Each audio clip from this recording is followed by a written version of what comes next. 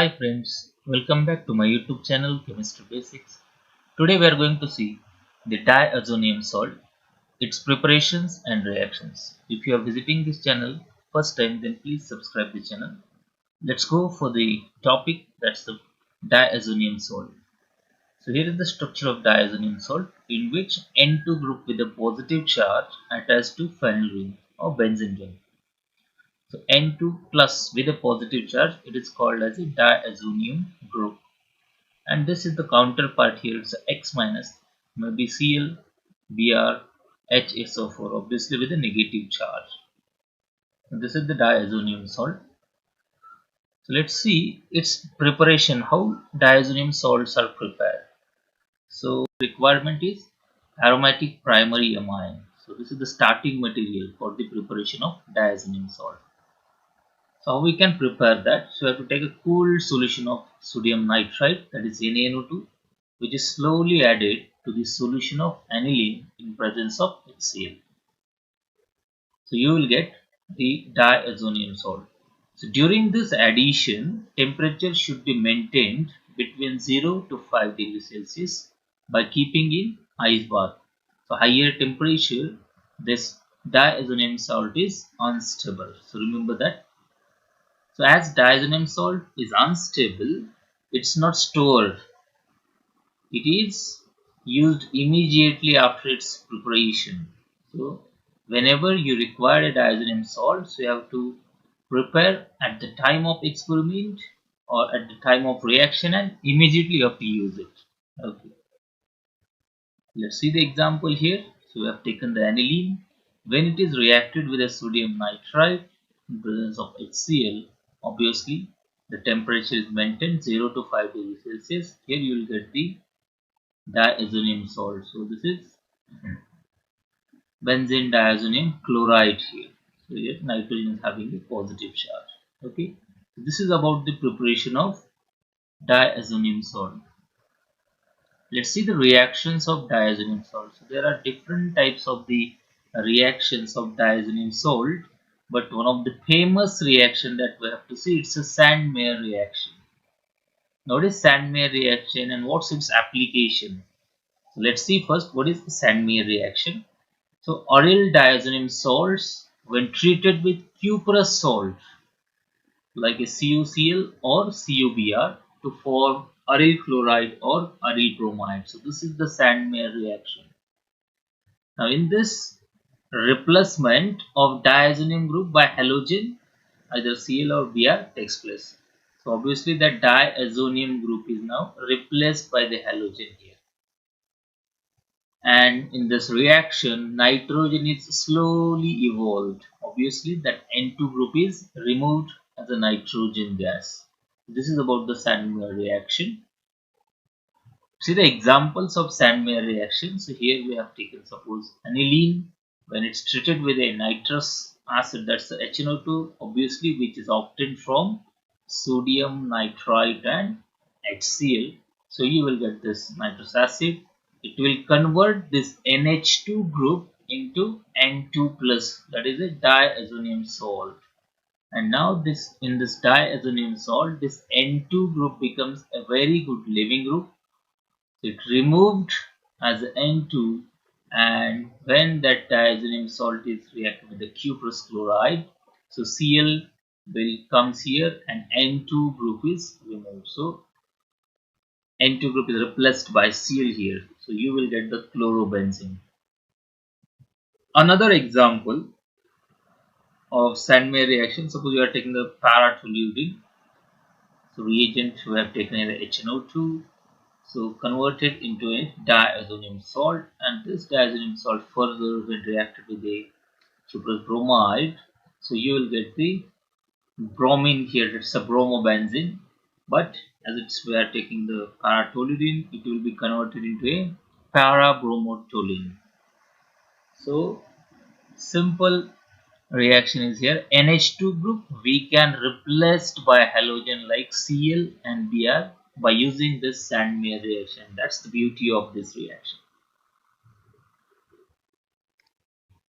Next example, again, if you are taking the aniline and if you want the iodobenzene, so instead of CuCl, CuBr, here you have to use the potassium iodide when you require a iodobenzene. So just use potassium iodide. So N2 group is replaced by iodine and you will get the iodobenzene.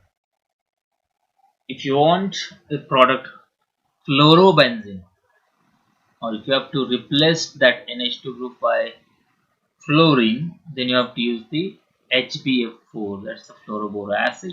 So N2 plus, that will be replaced by a fluorine here, and easily you will get that fluorinated aromatic hydrocarbon. So in this way you can easily convert that para-toluene into parafluorotoluene. Okay, so this is about the Sandmeyer reaction. Now let's see the extension of Sandmeyer reaction. What's the extension of Sandmeyer reaction? Again, it's a very simple thing that diazonium salt you have to react with a different reagents like copper cyanide, then hydrolysis reagent, that's the acidic hydrolysis, or if you are reacting with the H3PO2, so you will get the different aryl derivatives like aryl nitrile, phenols, benzene, etc. See the example. So aniline, you have to diazotized, so you will get the diazonium salt. And now here, instead of that CuCl, CuBr Sandmeyer reaction, here we are taking the CuCN. So now simply this N2 group is replaced by Cn here and you will get the phenyl cyanide. Okay, so this is the extension of Sandmeyer reaction. Similarly, if you are taking the para-toluene, you will get this diazonium salt, corresponding diazonium salt after diazotization.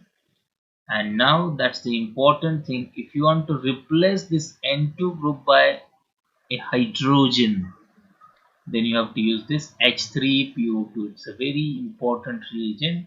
So NH2 group can be replaced by hydrogen. So this is the beauty of this reaction. Remember that. This is the extension of Sandmeyer reaction. Still one more reaction we have.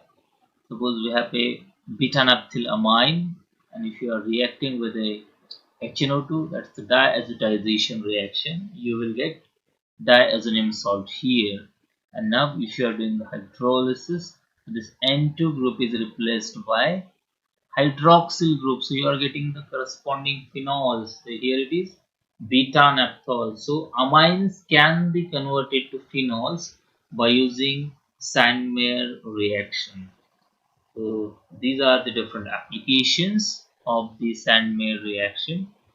So let's see one more application here. So same, that route we can use here. So benzene can be converted to phenol. So how we can convert that benzene into phenol? So first you have to just nitrate it. Benzene on nitration will give you nitrobenzene. Nitrobenzene or further reduction in presence of FeHCl, that's the acidic medium, you will get the aniline. And now once you are getting the aniline, you have to do the diazotization reaction, will be converted into diazonium salt and then just react with the water in presence of acid, you will get the phenol. So easily you can introduce hydroxyl group into a benzene ring. This is one of the very important reaction sequence in which benzene can be converted into a phenol. So remember, this is a very important route that can be used in the different type of the retrosynthesis or different type of the drug synthesis or different types of the reactions, or whenever you want to convert, whenever you want to introduce hydroxyl group into a benzene ring, you can use this route. Okay, this is about the application of Sandmeyer reaction. So thank you very much for watching this video. If you like the video, please subscribe the channel, press the bell icon button so you'll get the notification of next video and you can watch as early as possible. If you really like it, please share the video and comment in the comment section what type of the videos you want. So I'll make the video on that. Thank you very much.